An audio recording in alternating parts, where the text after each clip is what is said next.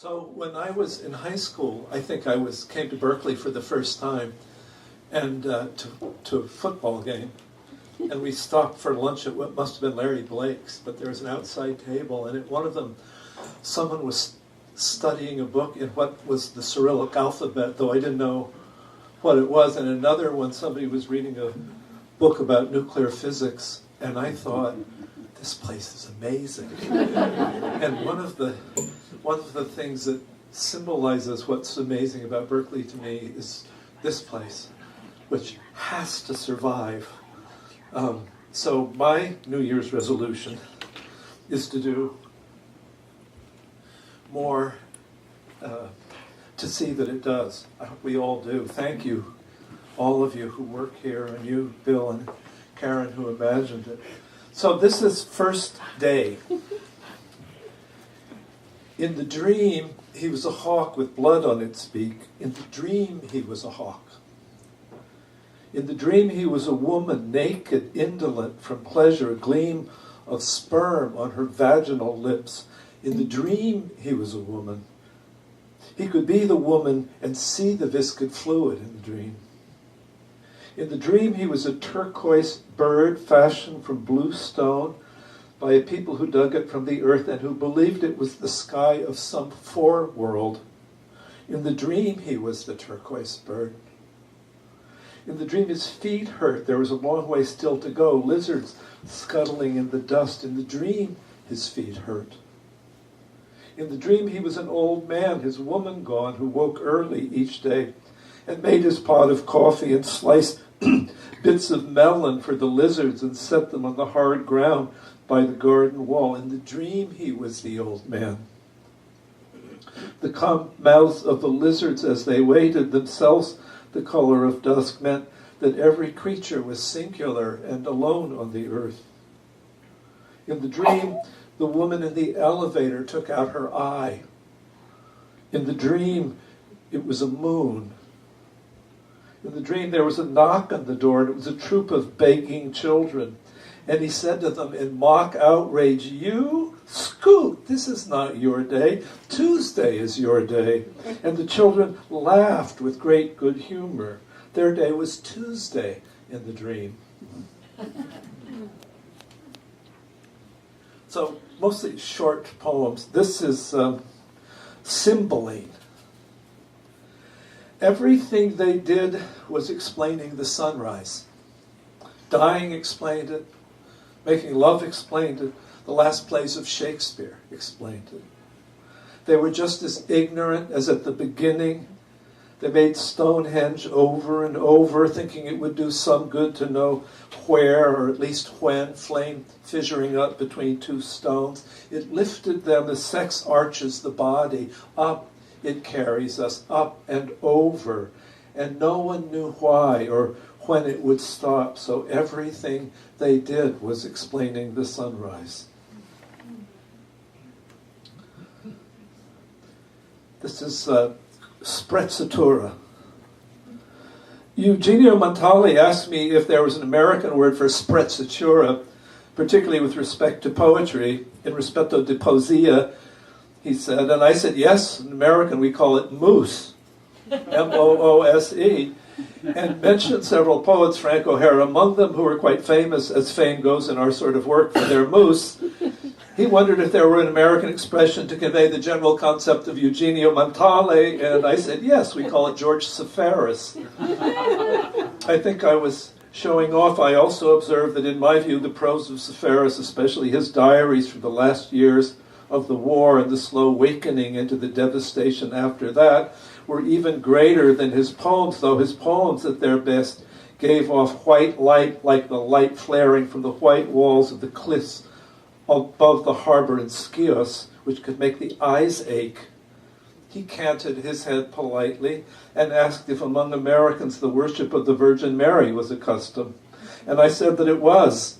And in the cities of the Middle West and probably the towns, it was equally intense among mothers, especially intense among mothers of children with incurable diseases, who heaped flowers in enormous quantities before her altar. And he nodded and said that this was also the case in the cities of Italy. And they light candles, he asked. And I said, yes, they light candles. Actually, there's a follow-up to that poem here somewhere.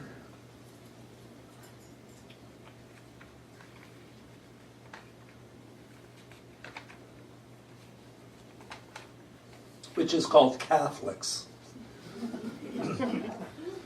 Pange Lingua, we sang, the children dressed in white for First Friday Mass. Actually, we sang Pange Lingua with an extra ah at the end to fit the tune. And then we repeated it with the extra syllable in the middle, Pange Lingua. The nuns also wore white, beautifully white linens that fell to their feet, white also around their necks and foreheads, and a black mantle over the tops of their heads, and black rosary beads hanging from belts that cinched their long gowns. The rosaries had 35 black beads cinched together with tiny loops of a silvery metal, and sometimes they would tell us the story of the 35 beads. 10 for the first decade of the rosary, one set of 10 for the sorrowful mysteries, the 10 events that told the story of the torture of the good young God, and the joyful mysteries, the story of his life and how good he was to his Holy Mother, the way he cured the sick and fed the hungry and raised a man up after he had died. And then the glorious mysteries, which were about how, having died, he became alive again and walked with people in sandals on a road, and then went to heaven, where he had and also was, they said, a father, and his mother was there too, after him, went there, floating up when she died. His going was called an ascension. And we celebrated that on Ascension Thursday, when all the classes got to go to a picnic at Boise's Hot Springs and swim in cool chlorinated water under willow trees, and where, if you were daring, you could climb the steps of the high board and walk out to the end and look down into the blue water until your heart expanded and then jump off. Her going was called the Assumption. It happened in August, so there was no holiday. But that Sunday we also dressed in white and sang. The other beads were for the Our Father at the start of each decade, and one to start the whole thing and one at the end. The regular beads were Hail Marys, which were what the angels said to the mother when the blue mantle with the blue mantle when her belly was round with the child. You said these 10 times, and that was the decade. We sang Pange Lingua on this summer Sunday as well. The next verse was Corporis Mysterium. We sang Corporis Mysterium. We didn't see them every day, the nuns, in the summer, because we were out of school. In school, besides telling us the story of the beads, they would tell us about our guardian angels. Every human being had one. Where am I? It was invisible, but it had been sent to take care of each person because they were all precious, whether you thought so or not. And one nun said, when we asked, that in her opinion every animal also had a guardian angel. But this was summer, and we saw the sisters only on Sundays, and because they looked in their habits, called their clothes habits, like large white birds, you thought of them when you thought of guardian angels. The Latin in translation means eat tongue the body of the mystery.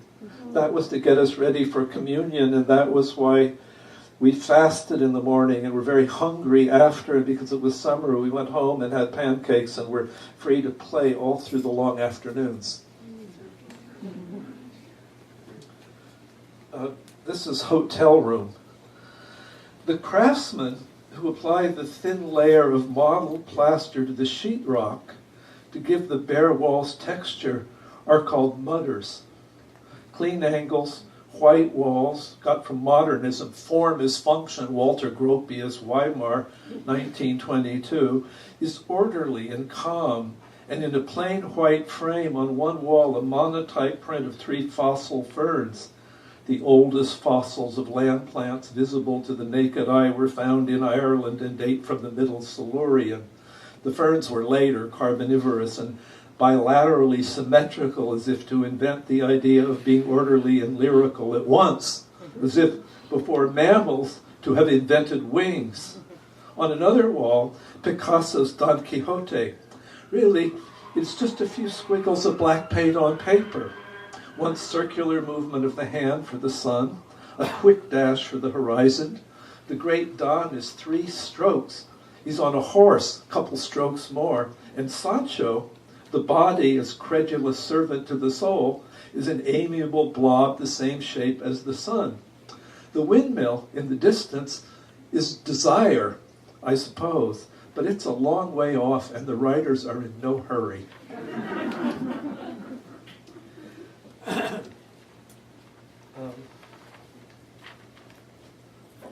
So this is a pair of summer poems. Summer storm in the Sierra. The world goes silver when a storm comes up, sudden silvery green. Not sure what the verb is for the behavior of cottonwoods in this princeling wind. The trunks never seem to stand so still as when the leaves leap and shudder on their stems, shiver on their stems. The pines know what they know and hardly move at all. They're a darker, inkier green than an hour ago when their shiny needles were consorting with first light. Now, the driven rain not yet leaping off the pond, but coming up, and the wind not yet amusing itself by juddering the aspens. The trunk rocks slightly, the branches wave very slightly, as if to acknowledge an embassy from some inconsequential vassal state. They hold pretty still. It's late in their world, as some people think capitalism is, or the late part of early on their ancient earth. And this is Chinese quatrains for a Saturday morning. Friday night in this resort town, Li Bai, I imagined myself sitting solitary in my room, as you must have done, but there was a salsa concert just outside my window, brass and other people's happiness. As for poetry, I labored at it, old man, with mixed results. All these words, I hardly looked at the stars, never walked through the pines to the waterfall. So this morning I walked to the creek early looking for wildflowers, white yarrow with deep roots for this dry place, and fireweed which loves disturbed ground. I thought it would be easy enough 4 strokes of the Chinese brush. I was tired, not particularly unhappy. Easy, I mean, to write a few stanzas this way. The wildflowers were easy to find. There were plenty of them, bright white yarrow, and the fireweed was that brilliant magenta some women put on their lips for summer evenings. The water of the creek ran clear under creek stones, and a pair of dove-white plovers fished the rills a sandbar made in one of the turnings of the creek. You couldn't have bought the sky's blue. Not in the silk markets of Samarkand.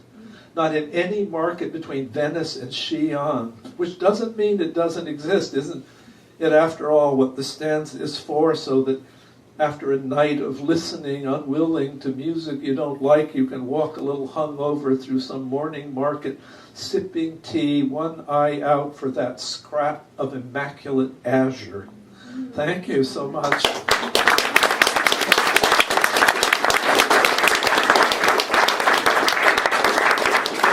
And I get to introduce the brilliant and redoubtable Lynn Hejenian.